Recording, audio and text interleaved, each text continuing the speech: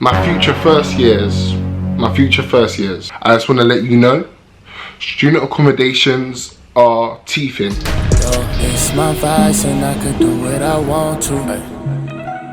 I could do what I want. Hey guys, what's good? It's me, James, Corbin Captures, and I'm here today to speak to all of you, my lovely Corbin family. First thing I want you to do, if this is the first time you've seen my face, it's the first time you come across my channel, Corbin Captures, please subscribe to the channel. Pleasantries out the way, let's get into this video. Guys, today I want to talk about student financing. So I've done some similar money tips videos with Joy. I've done one with Lloyd, as you can see. Okay, let's get down to it. You guys have seen in my 3 years of uni, I've probably flown out over 6 times. Yes, you guys are thinking, hold on, isn't he a student? How is he affording that? Cool. How is he affording that? You're asking. You're thinking, Corbin? How are you able to afford to be flued out every so and so? So in this video, I'm gonna break down to you some things that I do to make sure I've got cash and I'm not relying on student loan, because I know some of you guys may not be entitled to much student loan or student loan at all. I know so many people in that case. And yeah, here I'm gonna walk you through what you need to do and how you can keep your money in check. So, as I've said in many videos before, and I'll say again, some of you may not be used to seeing 4 figures of money coming into your account. And when you maybe receive your first student loan, you're thinking, this will go easy peasy lemon squeezy.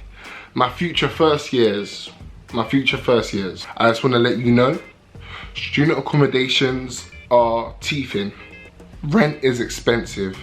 Most of those 4 figures, when you really work it out, once you've paid your rent and you divide how much money you basically have a week, more time, it's not much at all. One thing I know I did like a little workout plan. So once I knew how much my student finance was gonna be, I set aside how much my rent would be and what I'd be left with. So I remember, I think at the time, loan was about, it was 8,400 for if you got the full loan. I luckily got the full loan at the time in first year. And I remember taking off the rent, and then once you take away the rent, you're only really left with maybe £100 or so for the month. And remember, if you want to be buying new clothes, you want to be looking fresh, trendy, which is fine by the way, but then you realize you need to get a part-time job. So all my future first years, I know right now is such a weird time with the coronavirus, and right now we're still in lockdown in the UK. Everything's kind of weird. Some of you haven't even got your A-levels results. Nuts. But yeah, what I'd say straight away is looking to get in part-time jobs. There's going to be loads of students who's in the same situation, but there's always jobs in cities where universities are, to be honest, because students are leaving the jobs and they need students to replace them in the job sort of thing. So it's like, there's opportunity to get work basically. You know what, in first year, I can't lie, I wanted to have fun. So I had a part-time job I was doing in the summer. I left that and I said, let me just breathe for the freshers period, really enjoy the freshers, just be able to wake up when I want, and yeah, all that sort of stuff. I already had started applying for stuff, but I knew I told them my start date would be in October rather than in September when fresh. I just wanted to feel what freshers is like and not have to worry about work, even though you can work, because more time, even if you got work on Saturdays, Fridays and stuff, it's in the day you're working, and then you just get ready from work and go out with your friends or socialize, you know what I mean? But if not, like you want to do it like me, what I did, yeah, I literally just started working in October. Agency work is honestly the best now that I think about it, because with agency work you can pick and choose shifts. That's if your city is lucky enough to have sort of events jobs, hospitality jobs, where you get a good rate of pay and you can work as many hours as you want as of your discretion. So let's say you got assignments, you're not feeling, oh my god, I'm tied down to this job. Or if you are getting a proper job, like where you're given contracted hours, I would definitely advise you to go for 16 hours or less. Nothing more than that, and make sure that it's not making you miss lectures, because at the end of the day, you're only getting money to suffice you because you're in uni.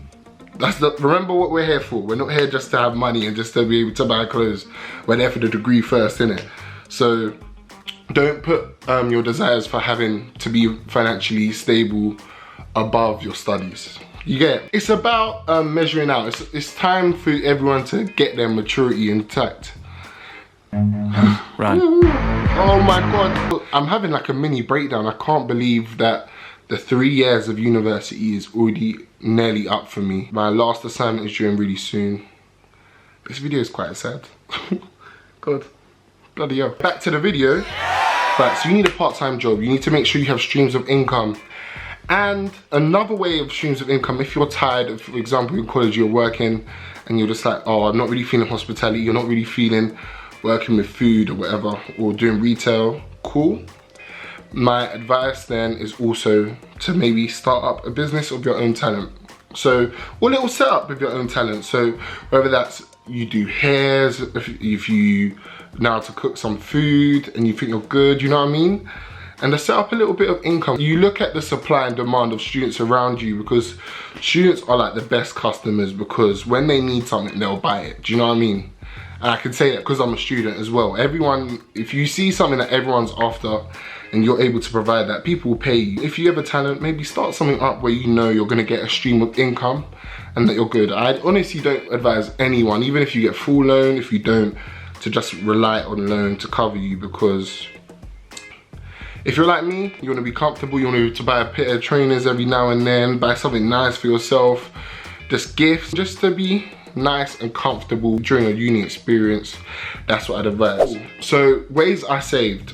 What I did was, food shopping was a huge way of saving. One big thing that you'll realize that keeps that money in your pocket is cooking for yourself. Cooking at home. I'm not being funny. Buying takeaways every single week is just gonna run you out your money. It's gonna run you out the money. Cause let's really deep it, right?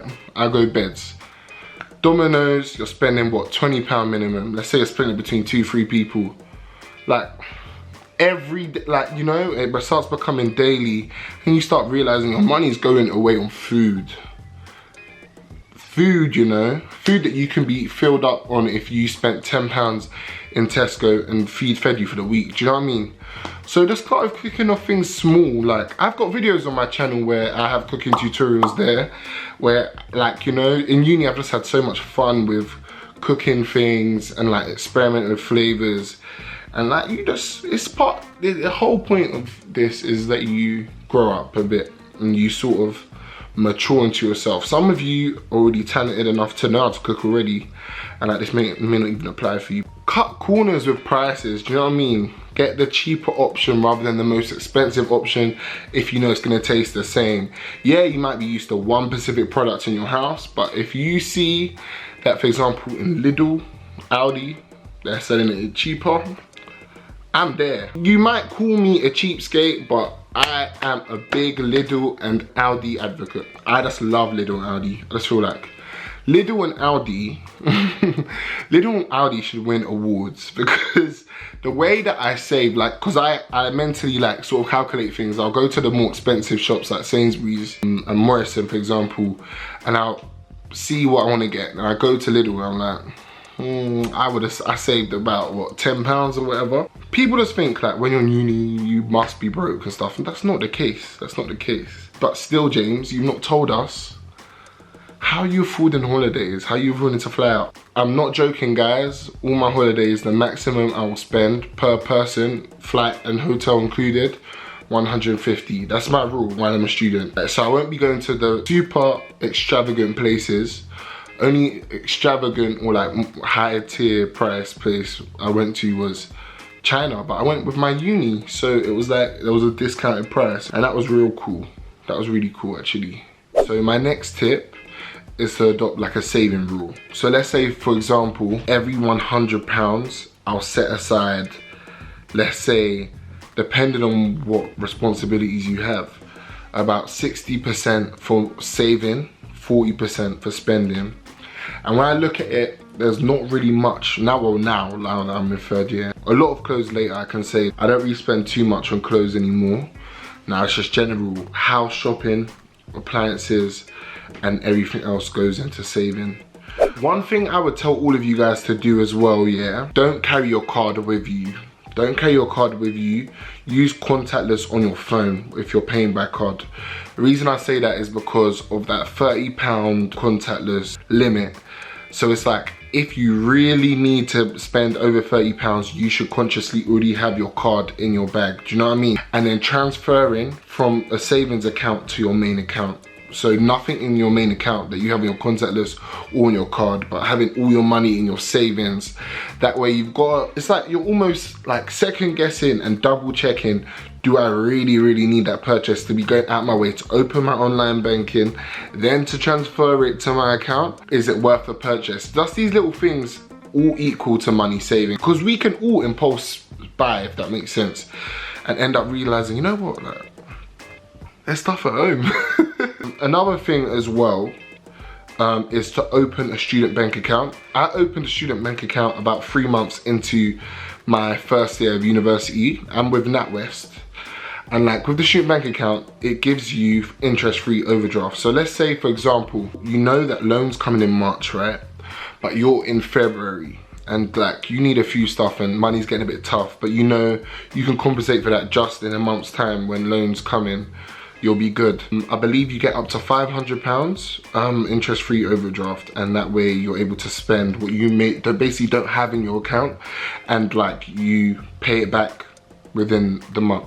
It builds your credit as well for those of you trying to get yourself better credit scores and stuff, which is just really good for especially transitioning out of uni if you've already built your credit well in uni, because that's the best time. You can take out a student credit card as well, which I personally, I won't talk too much on that because I haven't got one myself, because I'm just scared of credit cards, innit? I'm just scared of spending money I don't have, if I'm being really honest with you. Normally, when I use overdrafts, I literally only use it when I know I have the money in my account. I can pay it back straight away, just for credit building purposes. To end this video, the biggest thing you guys should all be using, literally you guys should all be using it. Uni days, StudentBeans, NUS, Extra. There's so many different student saving sites. Honey is a Chrome tab, a Chrome extension tab on, if you're using your computer, Chrome. It automatically just puts in every single code that there is on their system to see if you can get a possible discount. That's the way I do it. I use it just before I look for a student discount code on my sites.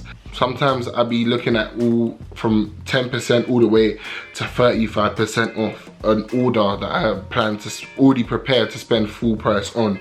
You can look at something, you can go, you know what, let me wait till they have a promo sale, or like when ASOS is on 20% off, because I don't need the clothes right now. Do you know what I mean? It's just thinking like you don't, as soon as you think of something, you need to buy it straight away. And normally my rule is to not buy something that I can't buy more than 2 times back. If that makes sense. All my first year friends that are about to start, wishing you the best. I hope this video helps. Thank you so much for watching. Please subscribe to my YouTube channel. Check out my Instagram, Corbin Captures, and my Snapchat, Wavy James with a Z, and my Twitter, Corbin Captures. Thank you for watching. Mwah. Blessings. For my bros, yo. It's my vice and I could do what I want to. I could do what I Okay, what's up, people? I literally love you all, and I just want to create an opportunity that I would have definitely appreciated when I first started my business. So this is for all the brand new businesses, all the people who's doing music, all the people who does creative stuff, if you do hair, if you do nails, if you cook food, like you starting a charity, if you do anything. Okay, so literally all you have to do is send me a screenshot proving that you subscribe to me and your best work, following with all your socials as well, all in the picture. And I'll make sure it's at the end of one of my videos in the near future. And share it with the Corbin family, and we're all gonna support each other the same way, yeah?